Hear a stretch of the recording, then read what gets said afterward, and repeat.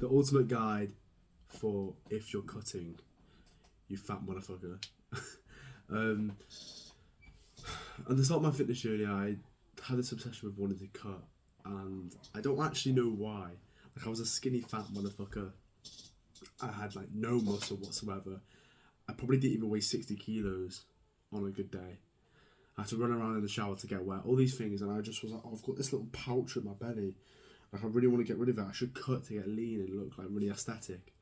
And I was like, bro, you have no muscle on you whatsoever. the, the lesson of this is just most people don't know whether they should cut or bulk. They view their own physique as something that it's not. This is why you see people with eating disorders. They're like, don't eat, don't eat, don't eat, get really skinny, and then they continue not to eat because they perceive themselves as fat when they're actually skinny. And I know that's an extreme example of what I'm trying to portray to here, but the same goes for you. You think you're a fat motherfucker. You think you're a skinny motherfucker. You think you're a strong motherfucker, or actually you're fat, or actually you're skinny if you think you're fat. You know, you view your body in a way that it's not, you know, and that leads to people bulking when they should cut, cutting when they should bulk, maintaining when they don't have a fucking clue. And I want to provide some clarity to you in this clouded, foggy judgment of your actual physique. So whether you should cut or bulk, I know this video is specifically about cutting, however it goes both ways, so I'm going to give you both ends of the spectrum. I want one tip for you. You should only cut if you're a fat motherfucker. If you're at the start of your fitness journey, you should only cut if you're a fat motherfucker. It is that simple.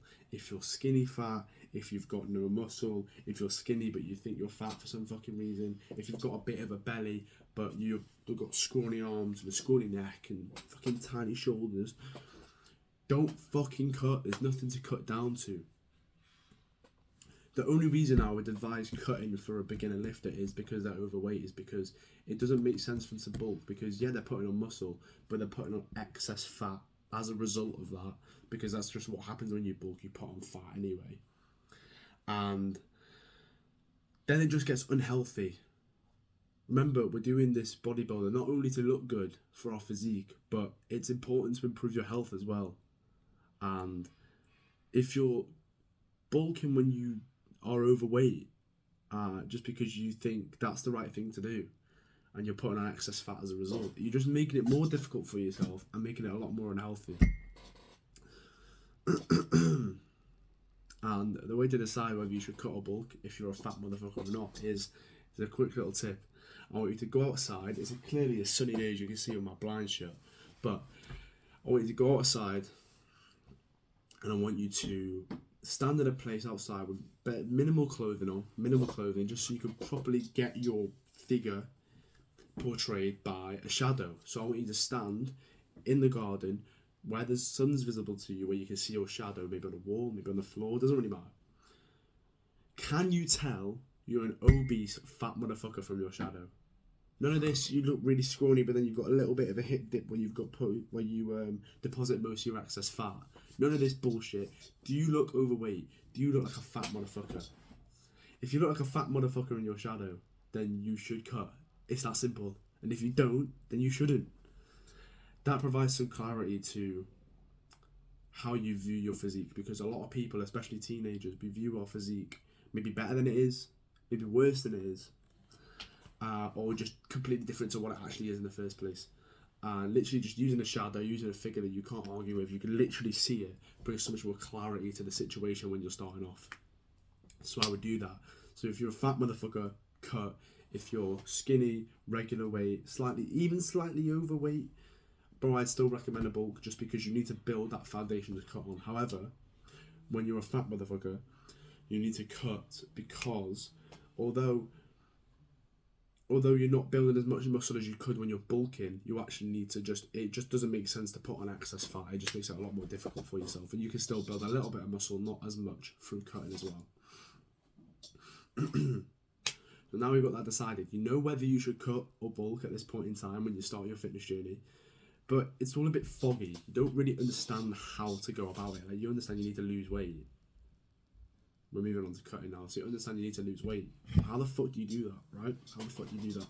And it's all about understanding and setting calorie goals and macro goals as well. Obviously, a calorie is where it's a measurement of food in energy. So you eat a certain amount of food, you get a certain amount of calories from that food that your body uses as energy to then store. That's what a calorie is. The more calories, the more energy, the more you're going to store as fat, or the more you're going to the more calories you consume, the more food it is. And macronutrients are the three fuels that your body uses: carbohydrates, proteins, and fats. These are the three things that your body uses to basically just fuel itself, etc. They're the three main food groups that we talk about in fitness: macronutrients, proteins, fats, and carbohydrates. You need to understand your goals for these three things for you in order to be able to achieve your cutting goals. Now, we want to talk about something called maintenance calories. Now, you may be like, what the fuck is maintenance calories, right? Because this ties in and this allows you to achieve your cutting calorie goals by knowing your maintenance calories. And your maintenance calories is basically the amount of food or the amount of calories that you need to eat to be able to stay at the same weight, maintain a specific body weight, stay at your body weight. That specific amount of calories is how much it is to just stay as you are, normal, not going up, not going down, not cutting or bulking, as you are. And then to cut properly, you need to have a small calorie deficit. And a calorie deficit is just eating 200 to 300 calories roughly below your maintenance calories, so that way you're not consuming as much energy as you need to be able to maintain your weight, so therefore you lose weight as a result.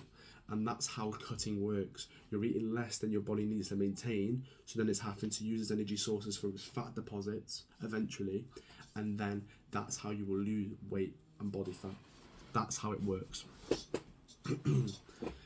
And then you must be thinking, like, how the fuck do I find my calorie deficit calories? I don't even know how many calories I need to eat to fucking stay at my same weight. I like to use this website called Calorie Calculator, CALORIE Calculator. And you just search up on Google Calorie Calculator. It's the first thing that comes up. It's like a little grey calculator logo, I think, on the website. And you put in your metrics, so like your height, your weight, your activity level, your age, things like that. And then it is able to come up with a accurate reading of how many calories you should eat on a daily basis to maintain your same weight at your body metrics. So it's super important as a start to know your body metrics, how tall you are in centimeters, how heavy you are in kilograms. Obviously your age, you should know your age, you fucking idiot. And it's important to know these metrics because that's how you're going to get your maintenance calorie goals. And then also with that, on the same thing, it comes in a list.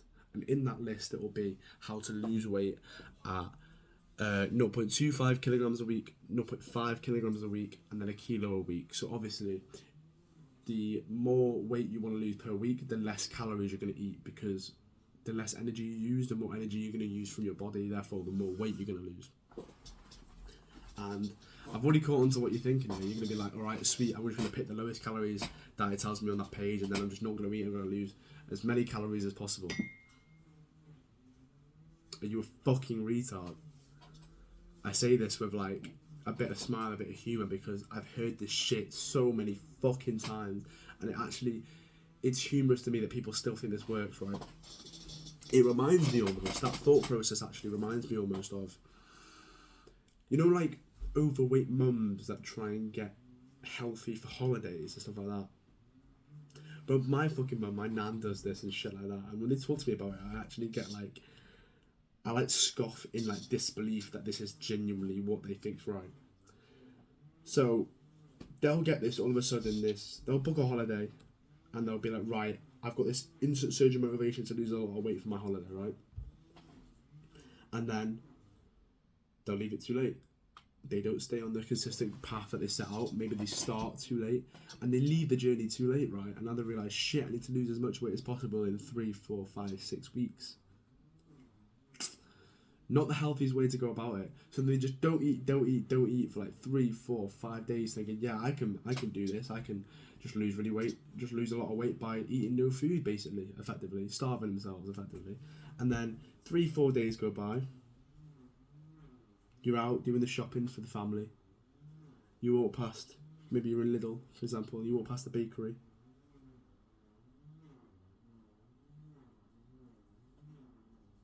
Constantly glancing over. Damn, that brownie looks good. Damn, them cookies look amazing. Like, I've not eaten in so long. I deserve to reward myself. I should reward myself for the things that I've done over the past few days. I'm not eating. I'm doing really well on my fitness journey. I'm cutting pretty well.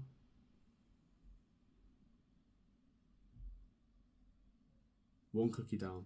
2 cookies down. And once it starts, it doesn't stop. She's like, damn, this tastes good. Like, surely if I've not eaten for so long, I could just carry on eating. And then it doesn't even get to that point. You just think, oh, it's nice. I've not had this feeling, this sensation of food in so long. I've not been able to maintain. I'm not happy with my process of cutting. So I'm just going to eat really loads now. Before you know it, you've ruined a week of progress on one cheat day. And then you put on extra fat on top of that as a fucking bonus. Brilliant. All my progress has gone down the window. Another week of stagnation. Another week of nothingness.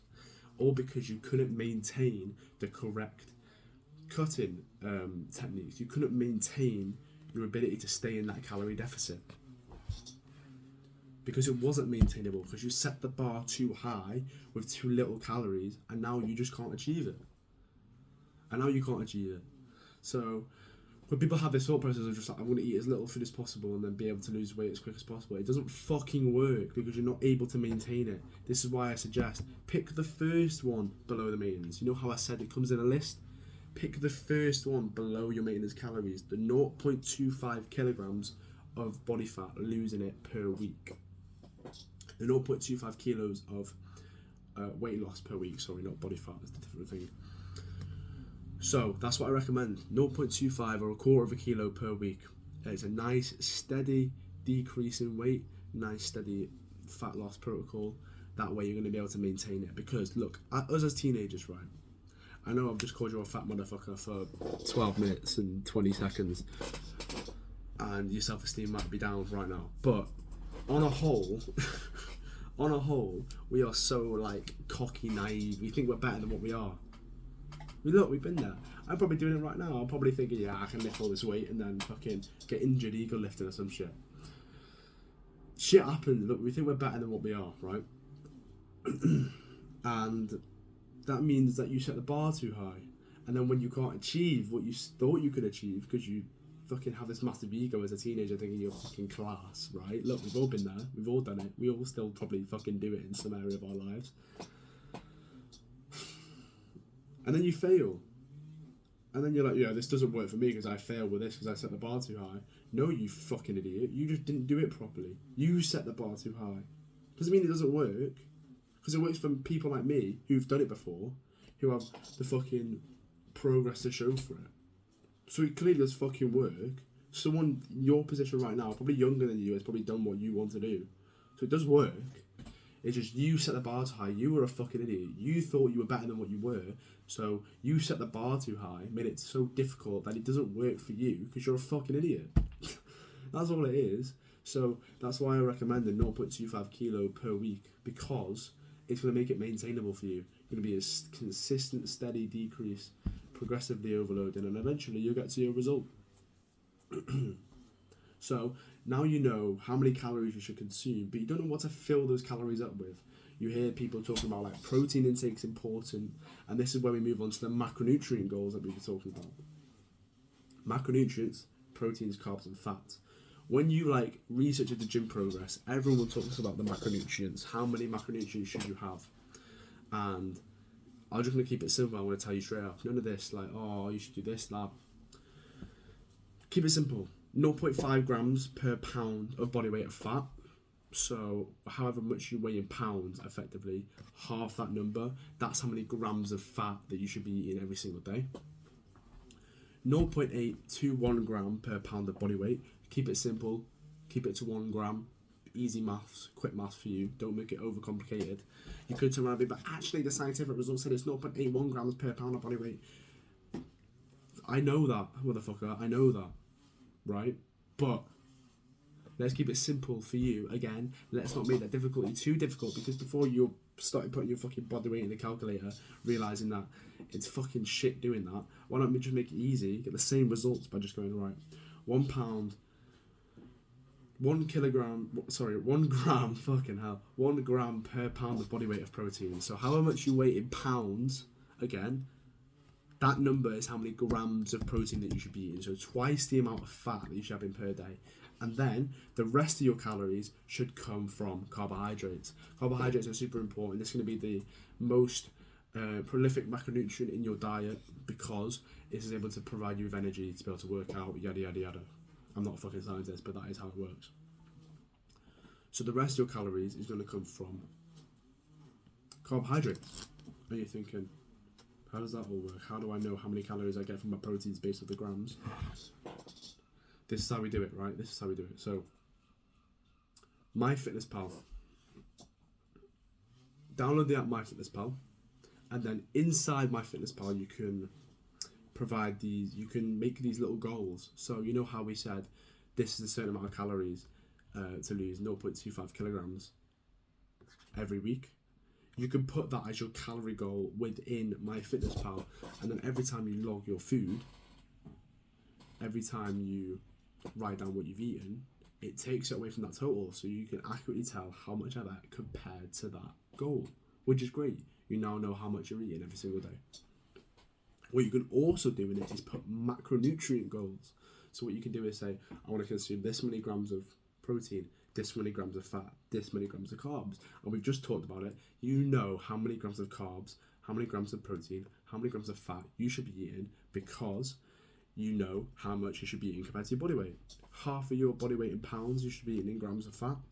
You should be eating the amount of pounds of body weight in grams of protein, and then the rest is carbs. So you say, all right, I want to do 170 grams of protein, 85 grams of fat, and then you just flick the scale of the carbohydrates until you get to that calorie goal. It's done.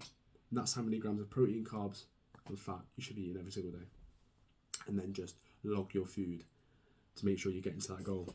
Now, the issue with logging your food is it's fucking exhausting, it's long, and you don't really know how to do it. Here we go. I'm a big schedule guy. I'm a huge schedule guy. Every single video I've made, I think I mentioned a schedule, and it's because it's super important. Rather than waking up thinking, fuck, what am I gonna eat today? What am I gonna, oh my god, what am I gonna, there's no eggs in, so I'm gonna have to eat something instead. I'm gonna have to weigh it all out, and everything's gonna be different. And there's so many variables when you wanna eat so many different foods. Like, how the fuck do I weigh that? Because you're gonna have to weigh things. If you don't have a schedule, you're gonna have to weigh something out individually every single day, and that can be super exhausting as a teenager who goes to school for 6 hours, needs to sleep 8 hours, has homework, probably plays fucking video games, you degenerate, and your day is filled up already as it is, and getting into this new habit of weighing every single food can just be absolutely exhausting. And to be honest, you're probably not going to stick to it. Even if I turn around and was like, yeah, this is how you weigh it, you need to get this scale, you need to weigh this food like this and that like that, you're not going to fucking stick to it anyway, because it's so much action, it's so much friction, that you're bound to not do it every single day. And that's why a schedule is super important, because it allows you to stay consistent in it. All you've got to do is weigh a few foods out once, and now you know every single time if you eat the same things, that's how much that is, that's how much that is, that's how much that is. And you don't have to think about it ever again, because you've already done it once, and it's just a schedule of doing the same things over and over again. So it's so much easier to become so much more consistent. And the way you do it is first off, you make an ingredients list of whole foods. Why whole foods? Whole foods is the healthiest thing that you could possibly eat. Whole foods are basically foods that are itself as an ingredient. They're itself. So you know how a cucumber doesn't have an ingredients list because it's just a cucumber. An example of a whole food. Same with bananas, same with apples, etc., etc. You want to make an ingredient list of whole foods. So there's a video on my channel about this, by the way. It's the last video that I posted. It goes through everything, how to make an ingredient list, how to do all that sort of stuff. So once you've got your ingredient list and you make example meals from that, like the advice that I gave in the last video, then you just put it in your schedule. You put these these scheduled meals into your schedule. So for example, mine is, right, wake up 1 p.m, I'll have 6 eggs. Then at 4 p.m, I'll have 2 chicken breast, 0.7 cup brown rice uncooked, and half a cucumber. And then I'll have a family meal. And then I'll have a scare bowl after my family meal at roughly around 9 o'clock before I go to bed. My family meal is at 7 p.m. That's my food schedule. And I know every single day, without having to weigh it out, if I just make it the same as normal, I've just told you the fucking weighing increments because I remember it because I've in the schedule for so long. That way I don't have to keep weighing shit, don't have to keep fucking getting the scale out or how many calories is in that. Let me check MyFitnessPal. Especially when you don't know how to do it as well, if you're quite new to it. It's going to be so exhausting to actually figure out how I do it, then log it, and then figure out how I do a completely new food. Whereas just figuring out how to do a couple meals and then eating them same meals with a little bit of variety, so much easier, so much less friction, so much easier to stick to your diet. So then you need to figure out obviously the calories of the meals in your schedule, and then you just log them. So for example, I have my consistent meals of eggs, then chicken breast and brown rice, then my family meal, then my scare bowl. I know that the 6 eggs is roughly around 420 calories. I know that the 2 chicken breast, 0.7 cup of brown rice and a half a cucumber is 1,157 calories. Then I know my family meal will roughly always be about 600 to 800 calories, and then I know my scare bowl will roughly be around another 400 calories. And now I know I'm constantly hitting my calorie goal of just slightly over my fucking maintenance just so I can bulk, because I'm currently in a bulk right now. And the same works for cutting. You need to get the right foods to eat slightly below your maintenance so you can continue to cut. That simple. And that's how you can constantly hit your maintenance calorie, your calorie deficit calories, and lose a consistent amount of weight each week. So you've done everything right so far. You've got the schedule in place, you're eating the right amount of calories, you're getting your macronutrient goals in, everything's going absolutely amazing. But then you notice after 3, 4, 5, 6 weeks, you look down, I'm not getting in any leaner. I can't notice me losing any more weight. And the scale is not budging either. Just a quick side note, the scale budging could be a variety of different things. I actually don't recommend that you weigh yourself. I recommend you just go off how you perceive yourself in the mirror every single morning. If you can consistently see improvements in how you look in your mirror, you know the cut's working. Whereas the weight, you could be carrying excess water weight. You know, there's so many factors that go into weight, especially with water, that you don't really want to go off the schedule. So I would personally not go off weight, just how you look every morning. So you can wake up and be like, damn, I'm not actually looked that different in the past couple of days. Like, why has my progress stopped? And that's because plateaus occur when cutting. Plateaus occur. So what happens is your body will adapt to how much food it's eating and then able to maintain its weight at that lower calorie goal that was once your calorie deficit. And now it's become your maintenance calories.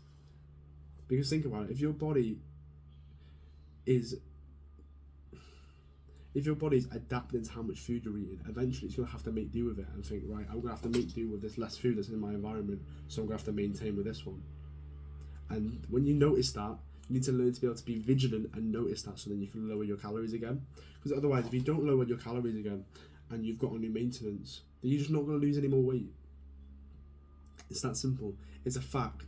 As you get lighter, as you lose more weight, you need less calories to maintain that body weight because there's less of you, if that makes sense. So as you lose weight, your maintenance calories is going to go down. So you need to be vigilant by checking how you look in the mirror, whether you like it or not, checking how you look, making sure you're making progress, you're losing that weight over 4, 5, 6 days. Just notice that there's slow improvements, because if there's not, it's most likely like your maintenance calories have gone down and you need to adjust by putting your new weight into calorie calculator, or just decreasing the calories by 200 or 300 every time you notice that there's a plateau. so that you can continue to consistently lose weight. Also, as you get lighter, you will be able to lift less weight. Mass moves mass. This is why every powerlifter has weight classes, because the heavier you are, the better and the more likely you are at lifting heavier weights. It's that simple. So obviously, as you're cutting, you need to understand that progressively overloading may change, because when you were heavier, you were able to lift heavier because there was more mass of you to be able to exert more force. It is that simple. So when you're cutting, expect your strength to go down. I want to make this quick tip, because when I did my first cut, I saw my strength decrease, and I thought it was something to do with my training rather than me actually cutting and losing weight. So I was fucking around with my training program, messing about with it. Oh, this isn't working, that isn't working. And it got me in a really anxious state, which obviously put me in the wrong emotional frequency to lift a lot of weight or make good progress in the gym. And that was worsening my gains overall, because I thought it was something wrong with my training when it wasn't. I was just losing weight, and naturally when you lose weight, you're going to be able to lift less weight. So progressively overloading may change. So maybe you want to, instead of going, all right, I want to get more reps, more weight every single week, you want to turn around and be like, all right, let's see if I can maintain my strength level at a lighter weight. And that's progressive overload, because you're relying less on the fat and the weight to lift the weight, more so on your muscles and your force exertion and the amount of muscle that you have. So see how you're still progressively overloading even though you're lifting the same weight. Or let's see if I can stay in my rep range when I'm 10 kilos lighter. That's progressively overloading, because you guarantee you couldn't have done that a month ago if you were the weight you were now. If you've been on a cut for a month, you couldn't do that because you weren't strong enough. But as you've trained and lost weight and able to maintain in that rep range, is a form of progressive overload. So I don't want you to ever get anxious about your training or if your exercise routines are working when you're losing weight, because you're not lifting more and more each week. It's just natural that as you lose weight, you're going to be able to lift less weight, and you need to be aware of that, and you need to understand how progressively overloading may change, so you don't flip-flop with your training programs and change loads of things up that were originally really, really good, really, really setting you up to build a great physique and a lot of progress along the way, like I did. Because when I started flip-flopping my training programs, not committing to one, that's when I kind of got caught in the middle, stuck on the fence, and ended up actually not making a lot of gains in that season of my life where I thought it was something to do with my training rather than my weight just coming down. And finally, everything's perfect. You're progressively doing great in the gym. You know how to cut, you know how much calories you're eating, you're hitting all your macronutrient goals, you're being really, really, really consistent. And you're adjusting to your plateaus. You understand that your maintenance is decreasing, and you're going to decrease your calorie deficit slightly to accompany for that, so you can continue to lose weight. Everything's going great. You're basically a fucking professional. Basically a professional after this video. But you walk in the house, your mum and dad's got you some nice sweets. They think you've not eaten sweets in a while, let's get you some sweets. And obviously enjoy everything once in a while. It's perfectly fine to have a treat, have something nice every once in a while. However, you are going to have urges to eat bad foods every single day, and you need to, rather than cower away from these urges, wish that they weren't there, you need to become comfortable with the urges. You need to understand that these urges aren't going to go away. You're going to have urges for everything, for whatever it may be. And especially when you eat bad food, you're going to have horrible urges to eat bad food when you know you shouldn't, because you want to achieve a certain goal. So you understand that. So rather than cowering away and trying to push the urges out of your mind by removing them, you need to understand and find techniques to be able to deal with them. And a technique that I use to resist my urges is, I like to, honestly, I shit you not, I like to just look at the food. And just rather than just mindlessly grabbing the food and being I just want to look at it. And then actually allow my brain to be present rather than mindlessly just eating the food. I like to be able to be present and look at it and just be like, I don't want you. I don't need that food. And not even in that way, knowing that I'm looking at it presently, I actually don't want the food anymore, and that's the difference. You're a lot more likely to eat the food when you're in a mindless state of just, you're on AFK, you're on autopilot, you're just roaming around. Oh, I'll have the food, I'll have the food. Whereas when you're present in your thoughts, when you're like just you're in the present moment, you're actually a lot less likely to eat that shit food. You actually don't want that shit food. And that's why it's so important to be mindful. And that's why it's so important to have mindfulness, because that will allow you to resist your urges. When you're good at mindfulness through meditation, when you're good at mindfulness through sitting in silence, journaling, all these different things that will improve your attention span and mindfulness, you bring yourself back to the present moment so much more often, and that can help you resist urges so much. When you're present, when you're aware, when you're not in AFK, when you're not just roaming about on autopilot, you actually don't want the food that you used to get urges for. You don't want that food anymore, because you're aware of your goals at the same time, thinking, I actually don't want that food because that's going to set me back a week in my progress. Rather than the version of you that hasn't improved their mindfulness, hasn't improved their skill of meditation, because meditation is the main thing to improve your mindfulness. Then you walk in on autopilot and just grab the food and eat it, and then you set yourself back a week. Whereas being mindful through meditation will allow you to resist that urge so much more. And that's how you resist your urges. Just focus on mindfulness and being present to be able to resist urges. Not removing them away from the household, pushing them away. It's like closing your eyes, being like, oh, you're not there, you're not there. Don't cower away from it. Be able to deal with it. And that's the difference. And deal with it through mindfulness.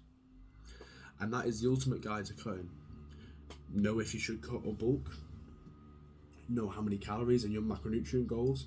Put them into MyFitnessPal. Schedule repetitive meal plans so you don't have to weigh everything out. You just get used to certain foods and meals that you are able to weigh, and then you stick with that just to make it really easy, because some days you won't feel like it, some days you won't want to weigh it, and when you already know what it is in your mind, like I do, you don't have to weigh it, so you just make it because it's part of a habit, part of a routine. Then be vigilant of your plateaus. Understand that your maintenance calories will decrease as you lose weight, so therefore your calorie deficit also has to decrease in correlation to that. But understand your strength output and progressive overload will change. When you're on a cut, it will decrease, and be able to resist your urges for mindfulness. Those things are the things you're going to have to focus on when you're doing a cut. If you're an overweight motherfucker. And I know I've slandered you for being an overweight motherfucker, but if you just follow this, I need you to feel bad so you get some motivation to actually take action. Rather than coddling you and being like, oh no, it's okay, you body positivity, you still look great. You don't, you're like a fat fucking motherfucker. There's a reason why when you look in the mirror you feel shameful. And you should, you deserve it. And most people be like, whoa, you shouldn't say that, you shouldn't say they deserve it. But they do, they've done the actions to get to that point, so they do deserve it. And it's important that you hear this, and it's important because just know, I am on your side, and I'm saying this to get you fired up, get you motivated to be able to get out of that shitty position. And in 6 months' time, when you're out of that shitty position and you look the best you've ever done because you followed the tactics that I've given you in this video and you're motivated by me from this video, you will look back and feel like, damn, yeah, he was on my side, he was rooting for me. I'm so grateful I got that advice from him. I'm here for you, I'm here for you to make great progress, and I want to see it. So when you get offended or you get upset by the things that I say, it's coming from a good place to motivate you to get out of your shit position. Because I want you to do well. Because I was once you. Can't wait for you to get the best shape of your life, bro, through this cutting guide. I can't wait to see your progress in a few months. Bye-bye.